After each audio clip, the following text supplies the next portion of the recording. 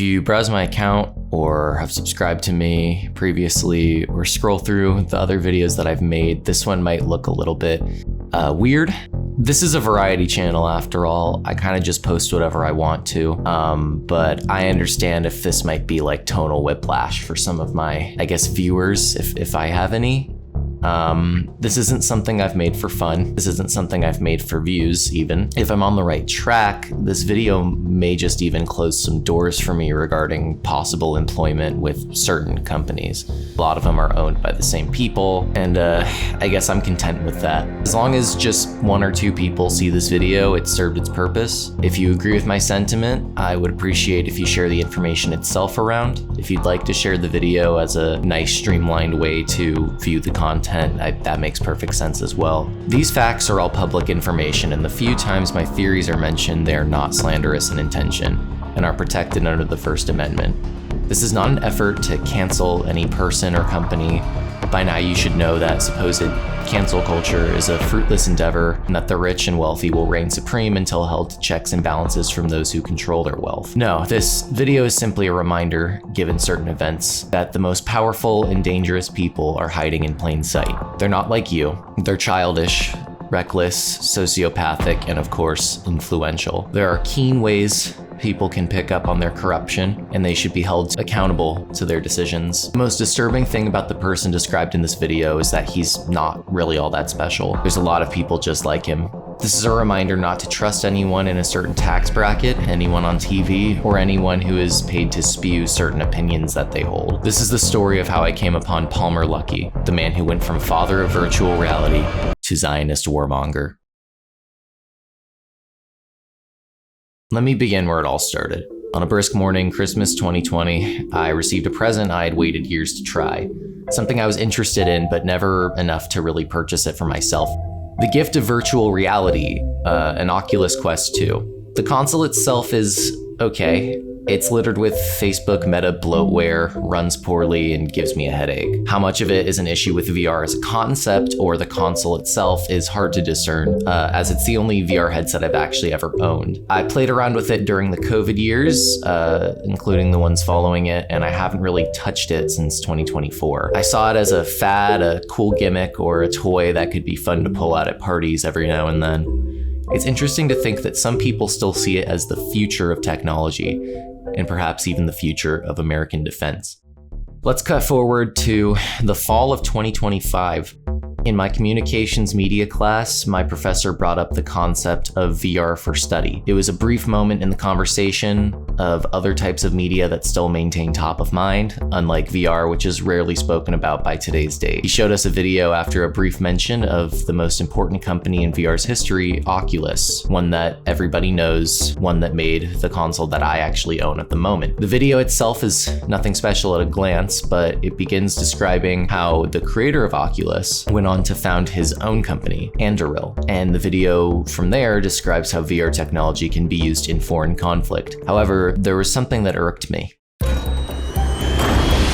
In November, the defense startup Anduril Industries released its latest autonomous weapon systems, Roadrunner and Roadrunner M. The Roadrunners join Anduril's suite of AI-powered unmanned products that are shaking up the defense industry. Since it was launched in 2017, Anduril has found success as a Defense Department contractor, selling autonomous vehicles and the software that powers them. Today, the startup's technology is being used across multiple branches of the US military and in both the Ukraine-Russia and Israel-Gaza conflicts. The company... Did you catch that? It happened in around 2 seconds. You just witnessed an example of a dog whistle.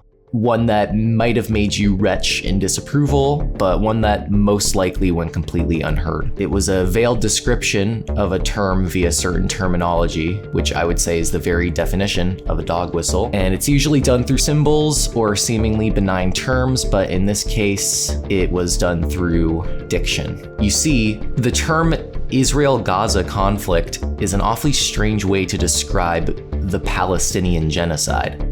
an ongoing attack on an entire race that has resulted in the deaths of thousands of Palestinians and attempted erasure of their culture and land. If you side with Israel in this attempt for whatever reason, you still can't deny the deaths themselves. It's a radical, destructive ideology that has seeped its way into the Jewish diaspora in Israel and in the US, to the point where even many white Americans seem to be Zionists themselves. To put it starkly, if I were to refer to the Holocaust as the German-Jewish conflict, it would be incredibly tone deaf. Of course, that's with the benefit of hindsight, but this entire war has been happening for decades. It would have been disrespectful to the thousands of lives lost in the Holocaust, and to the attempts to do the very thing that Zionists and the Israeli government are attempting to do right now, to erase an entire race, culture, and history from the planet, to maintain a superior race based on nothing but religious creed. This is an incredibly nuanced and ongoing issue, but the point stands that this verbiage is wildly inappropriate and transparent, enough that I caught it instantly and felt almost sick to my stomach while watching the visuals on screen of drones flying across the sky, presumably the same drones that target Palestinians,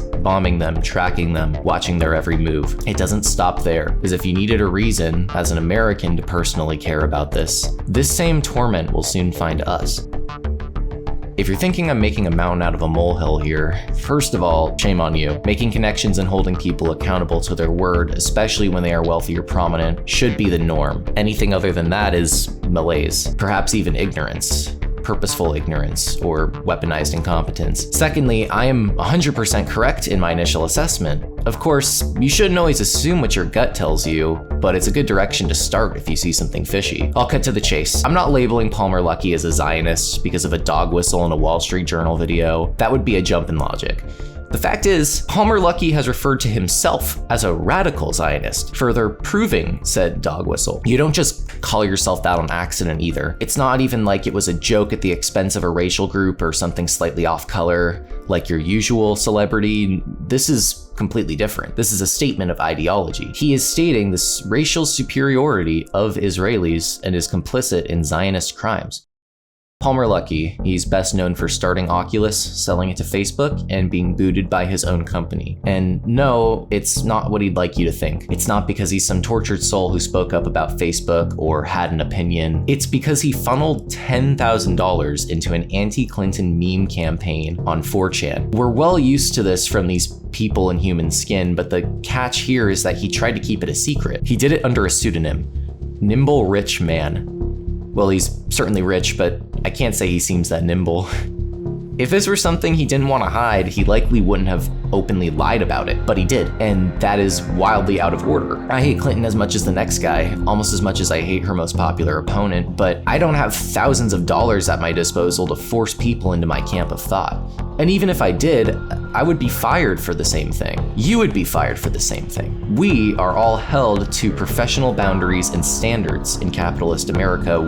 Why should Luckey have preferential treatment? Because he's better, smarter, a boy wonder? Just like Elon Musk, this is exactly what he wants you to think. Now's a good time to say he's best friends with the president. You know, the pedophile one? No, the other pedophile one. The other, you know what I mean, the current one. He has co-hosted Trump fundraising events, and now builds drones to aid in the war effort, which essentially is the modern day definition of building bombs for Hitler. And if you hate the fact that Trump won the initial election, you could probably thank Luckey for that too. As mentioned, he funneled thousands into his campaign and has even gone on record stating the following. I don't know if you know this, but I was actually one of the true Trump OGs. I wrote a letter to Donald Trump when I was 15, telling him that he should run for president. This was when he was considering running against Obama. That said, all the while likely knowing that Trump was a pedophile and has abused his own daughter. Since being so close to that man, it's pretty hard not to know that. Seeing the way he treats people, the type of things being said about him, it would make anybody else a little more, put off by them. Doesn't seem like he was. But he wouldn't be that close to a sexual deviant, would he? No, of course not. Though his sister did marry Matt Gaetz, the Florida Republican congressman who was accused of child sex trafficking and statutory rape in 2020. But it's just an accusation. It's not like everyone who makes those gets disappeared for speaking the truth. And it's not like there's a series of documents relating to Epstein that could reveal relevant information regarding that. Say, who's guarding and protecting and revealing all that information as we speak? Oh yeah, Matt Gaetz. Yeah, I certainly trust this guy more than the actual FBI, absolutely. Him, Pam Bondi, and Kash Patel are doing a great job pretending that these files aren't real, and that specific people definitely aren't going to be removed or redacted from them. And look, both he and Lucky are name dropped in the files. Of course, Gaetz several more times so, but I don't necessarily think you end up in these on accident, right? That and the fact that Gaetz and his associate took a plea deal for an out from the situation is likely the only reason he hasn't been charged, and why public opinion has essentially decided that he's a free man and he hasn't actually done anything wrong. You also have to remember here that the victims of these crimes are often made out to be mentally unstable, even though the evidence lines up perfectly in many cases, just to write them off and to make them seem like they're wrong. And this is also a good time to disclose that Anduril is involved with Palantir. They're both very close, and they're both named after stupid shit from Lord of the Rings because these guys are fucking nerds. They currently own your data and are partnered with ICE publicly and are listed 98 times in the Epstein files. What's the final nail in the coffin for me? The thing that made me finally push to finish this video? Just last month, February 2026, Palmer Luckey flew out quietly to Israel to meet with Benjamin Netanyahu, a man who likely needs no introduction. The man behind all of this bloodshed in the Middle East for the past decade and a half. The man who has essentially taken control of our own American government. He's also the man who famously said the terrorist attacks of our people on 9/11 were positive for pro-Israel sentiment. You can take that as you will. What they spoke about, other than funneling a couple billion more to Israeli defenses, I don't truly know, but we'll likely see something about it on the news soon. And when it happens, just like the rise of Trump, you'll know exactly who to blame. I'd like to end this video by being as blatant as possible. My name is Dom. I work a minimum wage job, finishing up my bachelor's degree in communications. And I think I'm like you. You presumably get up every day, work yourself to the bone. You want to protect your loved ones. You want to protect yourself. You want someone on TV you can rely on. To be frank with you, that person doesn't exist. Instead of trying to mold someone to your expectations of how people in power should be, you have to be honest with yourself. We are governed and controlled by the sickest, most insane people on this planet. Both the left and the right are involved. They're constantly at cold war with each other.